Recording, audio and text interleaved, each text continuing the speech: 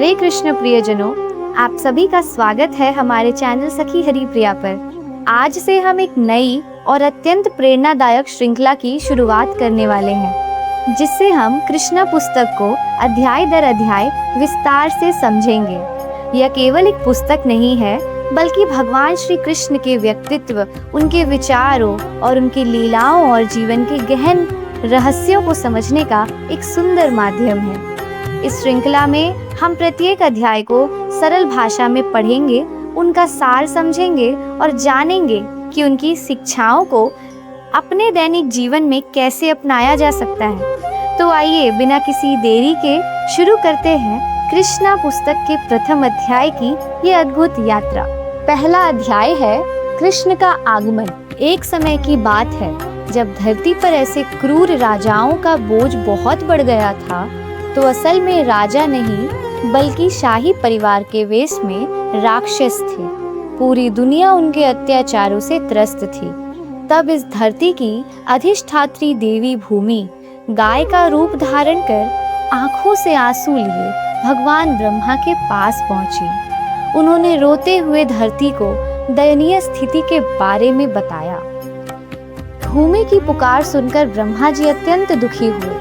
वे तुरंत भगवान शिव और अन्य सभी देवताओं के साथ लेकर दूध के सागर क्षीर सागर की ओर चल पड़े, जहां भगवान विष्णु निवास करते हैं। वहां पहुंचकर सभी देवताओं ने वैदिक पुरुष सूक्त मंत्रों द्वारा भगवान विष्णु की आराधना की। प्रार्थना के बाद भगवान ब्रह्मा ध्यान मग्न हो गए और उन्हें भगवान विष्णु का एक दिव्य संदेश प्राप्त हुआ। ब्रह्मा जी ने यह संदेश देवताओं को सुनाया। भगवान विष्णु बहुत जल्द अपनी दिव्य शक्तियों के साथ धरती पर प्रकट होने वाले थे। जब तक वे राक्षसों का संहार करने और भक्तों की रक्षा करने के अपने मिशन पर रहेंगे, तब तक सभी देवताओं और उनकी पत्नियों को भी यदु वंश के पवित्र परिवारों में जन्म लेकर उनकी सहायता करनी होगी।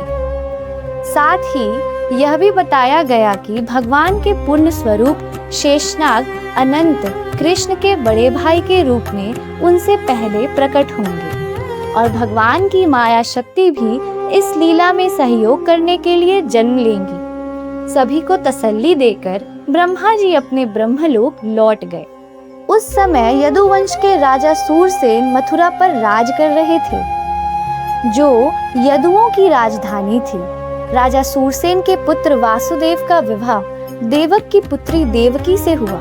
राजा देवक अपनी पुत्री से अगाध प्रेम करते थे, इसलिए उन्होंने दहेज में सैकड़ों सोने के रथ, हाथी, घोड़े और विदाई में देवकी की सहेलियों के रूप में 200 सुंदर कन्याएं भेजी। विवाह संपन्न होने के बाद उग्रसेन का पुत्र कंस अपनी चचेरी बहन देवकी को प्रसन्न करने के लिए स्वयं वासुदेव के रथ का सारथी बन गया और घोड़ों की लगाम संभाल ली। बारात शंख, नगाड़ों और मंगल वाद्य यंत्रों की मधुर ध्वनि के साथ आगे बढ़ रही थी। तभी अचानक आकाश से एक भयानक और चमत्कारी भविष्यवाणी गूंजी।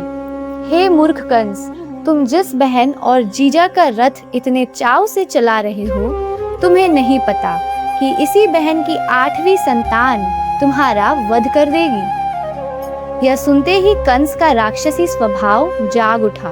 उसने आओ देखा न ताओ, तुरंत देवकी के बाल पकड़े और अपनी तलवार निकालकर उसे मारने के लिए तैयार हो गया। वासुदेव कंस के इस क्रूर व्यवहार पर स्तब्ध रह गए।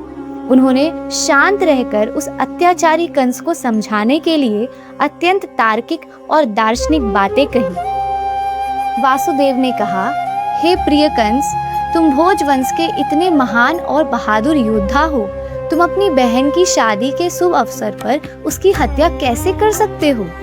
और तुम मृत्यु से इतना डरते क्यों हो? मृत्यु तो जीवन के जन्म के साथ ही पैदा हो जाती है।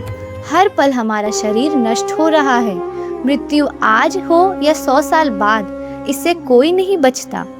वासुदेव ने आगे आत्मा के पुनर्जन्म का सिद्धांत समझाते हुए कहा, जैसे कोई व्यक्ति सड़क पर चलते हुए एक पैर जमाकर ही दूसरा पैर उठाता है, या जैसे कोई कीड़ा एक टहनी को पकड़कर ही दूसरी टहनी पर जाता है, वैसे ही आत्मा कर्मों के अनुसार एक शरीर छोड़कर दूसरा शरीर धारण करती है। ये शरीर मन की इच्छाओं और सपनों की तरह है जो बदलता रहता है।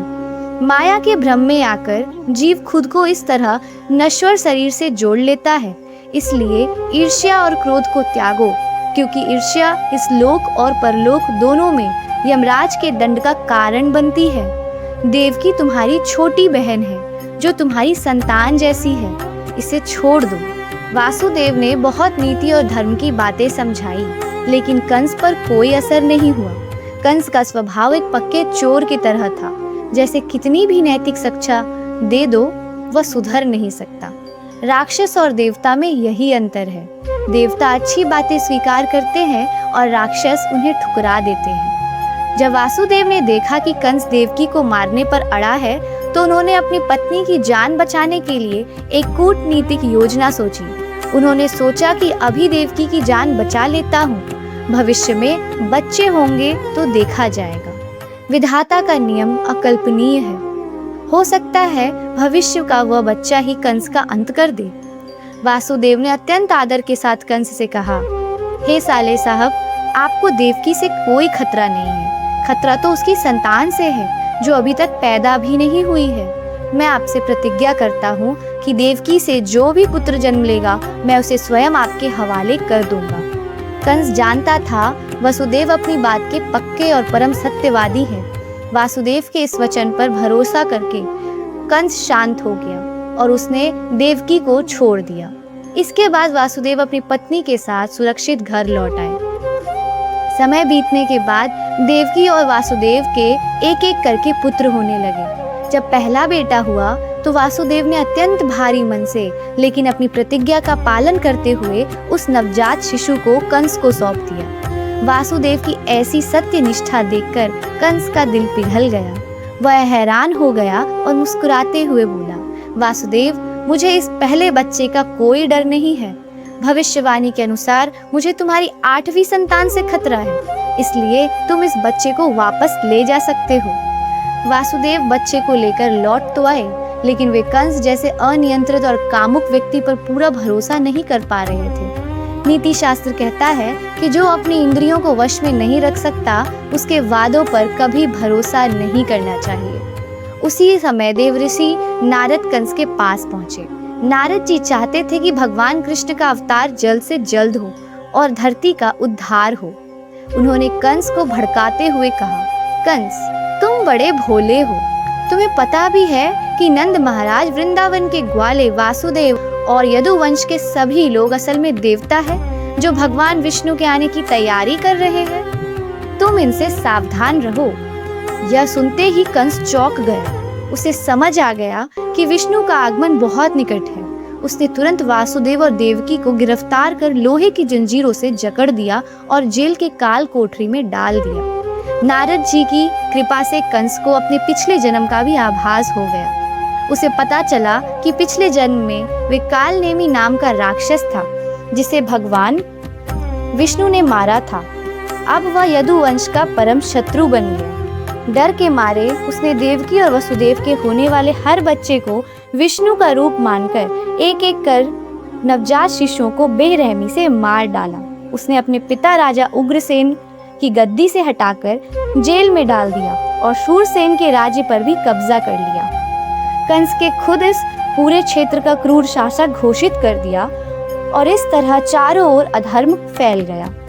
तो मित्रों, कृष्णा पुस्तक के इस अध्याय की यात्रा यहीं समाप्त होती है, लेकिन श्री कृष्ण को समझने की हमारी यात्रा अभी जारी है। हर अध्याय हमें जीवन को देखने का एक नया दृष्टिकोण देता है और हर शिक्षा हमें श्री कृष्ण के निकटतम ले जाती है। यदि आज की व्याख्या आपको पसंद आई तो वीडियो को लाइक करें, अपने प्रियजनों के साथ साझा करें और चैनल को सब्सक्राइब करना ना भूलें, ताकि इस पुस्तक के अगले अध्याय की गहन चर्चा आपसे छूट न जाए। तब तक के लिए अपना ध्यान रखें, श्री कृष्ण के नाम का स्मरण करते रहें। मिलते हैं अगली वीडियो के साथ। राधे राधे।